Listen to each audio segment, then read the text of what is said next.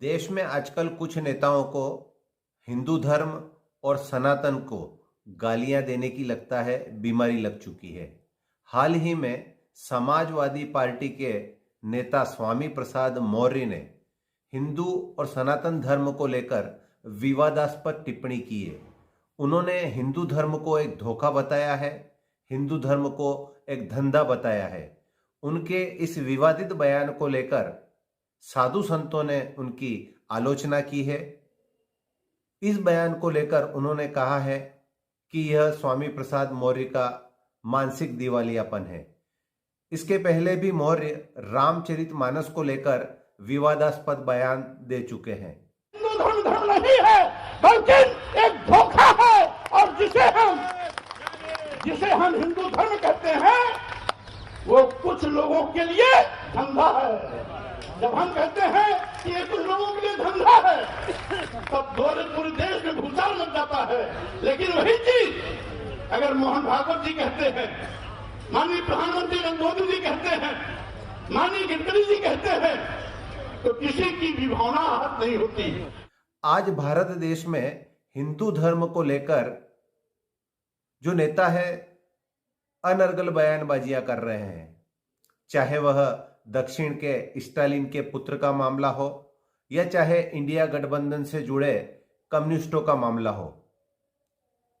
Congress party ऐसे मामलों में चुप रहती है। समाजवादी पार्टी के नेता अपने इस नेता के बयान से किनारा कर रहे हैं।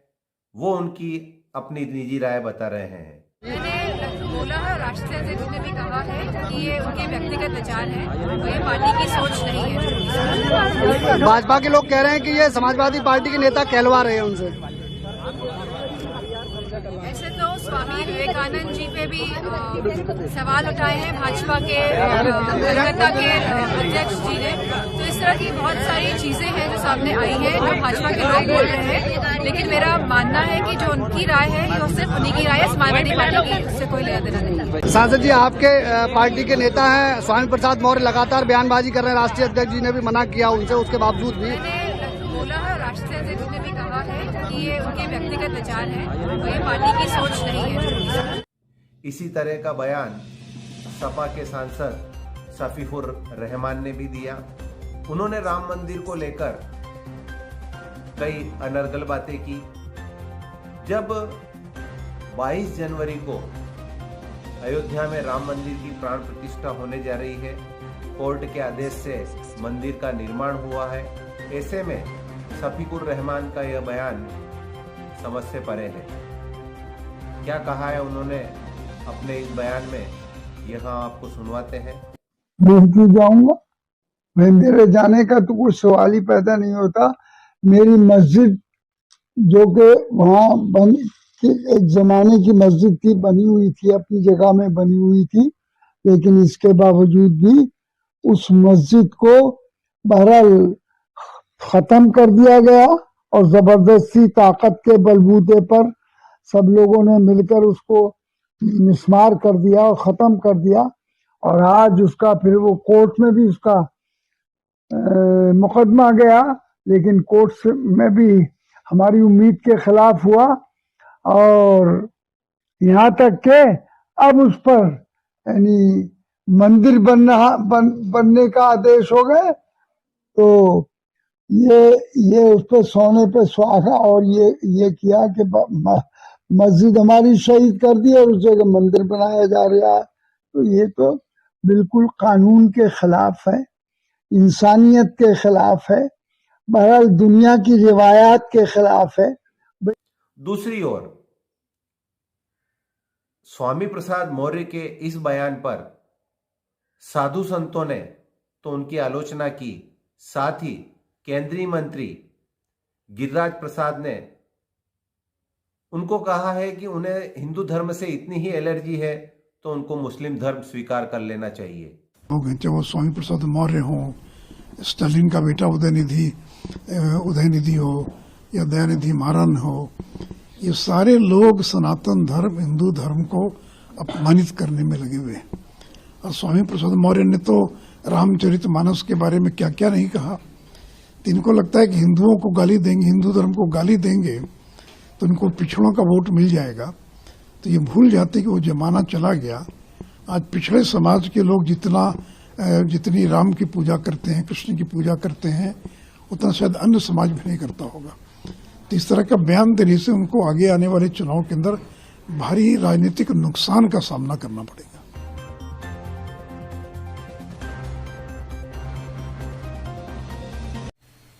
धोखा कहना, धंधा कहना, ये वैसे ही शब्द हैं जैसे एड्स कहना, जैसे डेंगू कहना। और ये मुझे एक सोची समझी रणनीति लगती है कि तमिलनाडु में डीएमके के मुख्यमंत्री के पुत्र जो स्वयं मंत्रिमंडल में हैं, उन और वहां के धर्मादा मिनिस्टर के सामने कहें, कांग्रेस अध्यक्ष के पुत्र जो कांग्रेस के मंत्री भी हैं वो कहें, बिहार के अंदर लालू प्रसाद की पार्टी के लोग कहें और उत्तर प्रदेश में ये कहें, तो हिंदुओं को अपमानित करके, सनातन को अपमानित करके अल्पसंख्यक समाज के वोटों को इकट्ठा करने की ये घृणित राजनीति है। इस देश के नेताओं को, खास तौर पर जो खुद अपने आप को हिंदू कहते हैं, उनको ये कैसी बीमारी लगी है, यही कुछ अगर आज वो इस्लाम के विषय में बोलते हैं तो उनकी क्या हालत हो सकती है, हम अंदाजा लगा सकते हैं। हिंदू काफी सहिष्णु हैं। इस देश में हिंदुओं के विषय में कुछ भी बोलने पर उसे आजादी की अभिव्यक्ति का नाम दे दिया जाता है।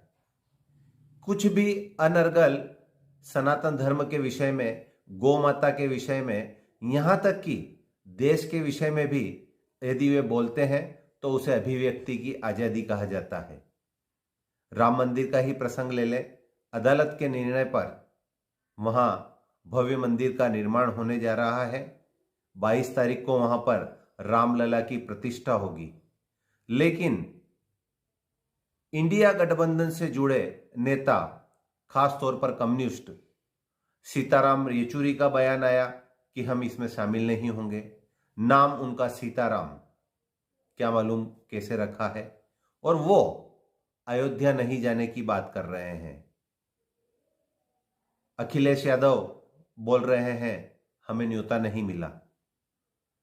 जिस पार्टी ने अयोध्या में कार सेवकों पर गोलियां चलवाई, आज वो राम मंदिर के उद्घाटन में निमंत्रण नहीं मिलने पर कुलबुला रहे हैं कि उनका विचार ही बिल्कुल तुष्टीकरण के आधार पर है, और वह तुष्टीकरण सिर्फ और सिर्फ सत्ता और वोट के लिए। उनको देश को कितना नुकसान पहुंच रहा है, इस देश के संस्कार, संस्कृति, सनातन को कितना नुकसान पहुंच रहा है। अगर हिंदू जीवन पद्धति ही वह कह रहे हैं, कोई आपत्ति नहीं है, हिंदू जीवन पद्धति भी है, और वह हिंदू जीवन पद्धति धर्म का आचरण यानी कर्तव्य बताती है, कर्तव्य का बोध कराती है। आज देश की जो स्थिति है, सनातन को गाली देना सबसे बड़ा अपने आप को धर्मनिरपेक्ष मानने वाला व्यक्ति समझा जा रहा है। लेकिन देश की जनता आज सब समझ रही है। 2024 में लोकसभा के चुनाव होने हैं।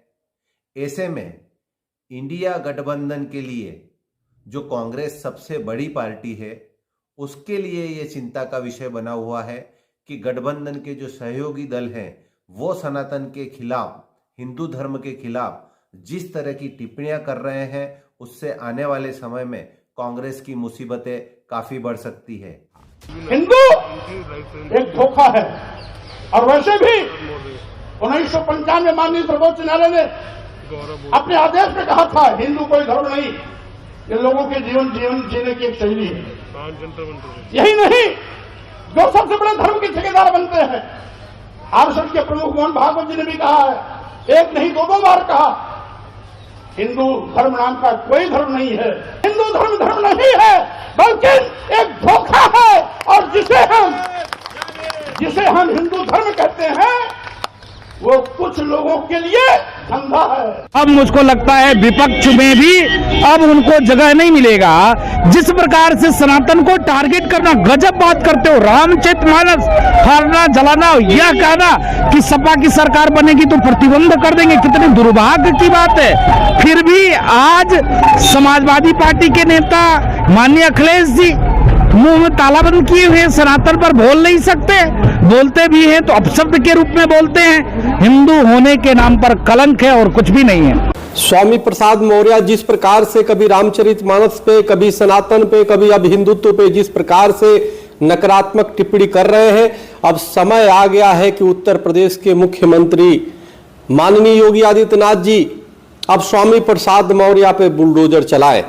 आखिर बुलडोजर कब तक शांत रहेगा?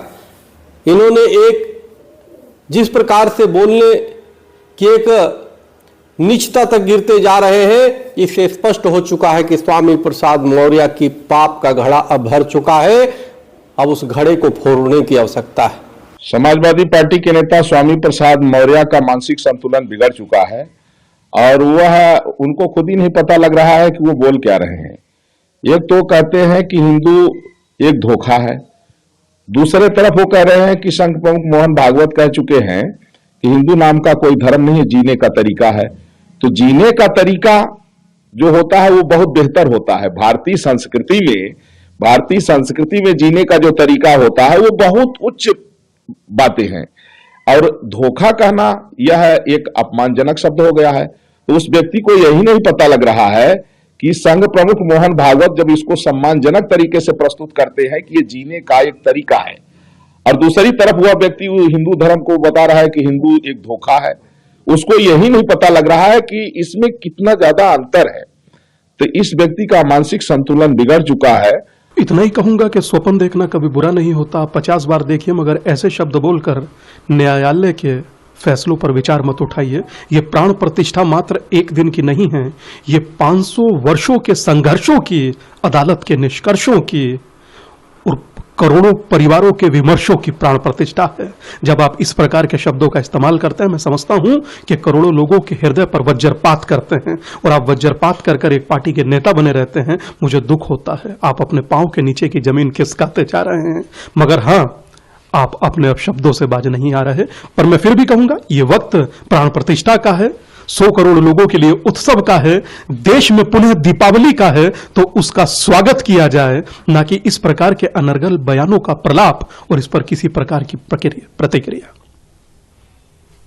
सर, एक विवादित बयान दिया गया है हिंदू धर्म को लेकर, क्या कहेंगे उसको लेकर? कहूंगा कि अत्यंत मूर्खतापूर्ण, अज्ञानतापूर्ण, और वो भी तब जब 500 वर्षों के संघर्षों के बाद सनातनी हिंदू समाज अपने आराध्य की प्राण प्रतिष्ठा कर रहा हो और उस समय में कोई व्यक्ति करोड़ों लोगों को मानने वाले धर्म को धोखा कह दे, तो मैं समझता हूं इससे ज्यादा निंदनीय है और मुझे लगता है इससे ज्यादा मूर्खतापूर्ण कुछ हो नहीं सकता।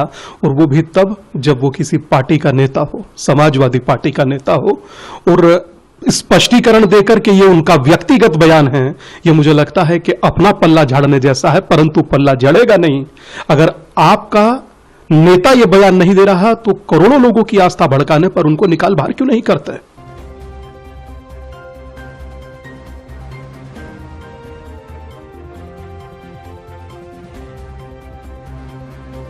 इसका परिणाम हाल ही में राजस्थान, मध्य प्रदेश और छत्तीसगढ़ के चुनावों में कांग्रेस ने भुगता है। हालांकि इनकी सहयोगी पार्टी शिवसेना आज भी यह दावा कर रही है कि राम मंदिर के निर्माण में उनका काफी अहम योगदान रहा है। लेकिन हम बात कर रहे हैं सनातन और हिंदू धर्म पर टिप्पणियां करने वालों की। स्वामी प्रसाद मौर्य और शफीकुर रहमान के साथ बहुत सारे ऐसे नेता हैं जो सनातन पर लगातार टिप्पणियां करते जा रहे हैं, जिसका सीधा फायदा भारतीय जनता पार्टी को मिल रहा है।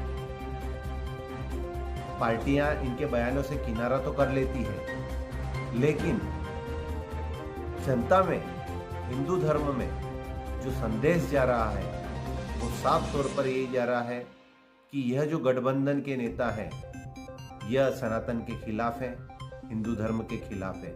राष्ट्रभक्त के रूप में देश और दुनिया के राम भक्तों की ओर से मुख्य यजमान के रूप में देश के प्रधानमंत्री माननीय नरेंद्र मोदी जी आ रहे हैं, उस क्षण का मैं वर्णन नहीं कर सकता जिसके लिए मेरे कितने पुरखों का बलिदान हुआ है, मेरे कितने राम भक्त कारसेवकों को गोलियों से यहीं पर भून दिया गया था, कितने लोगों को जेल में भेजा गया, कितने लोगों को पर लाठियां बरसाई गईं, और शायद किसी ने सोचा नहीं होगा कि रामलला की जन्मभूमि पर भव्य मंदिर का निर्माण वह सब अपनी आंखों से देख पाएंगे।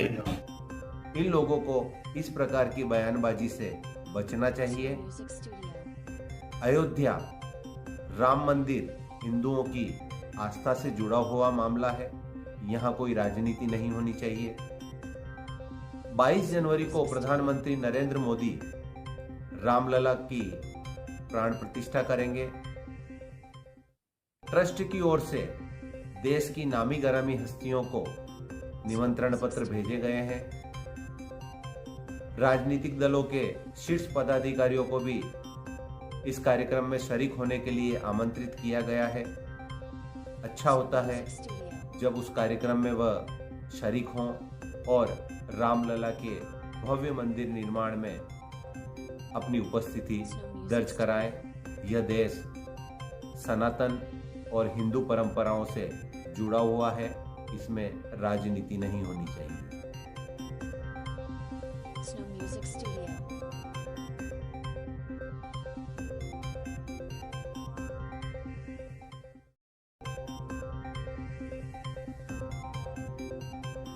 Snow Music Studio.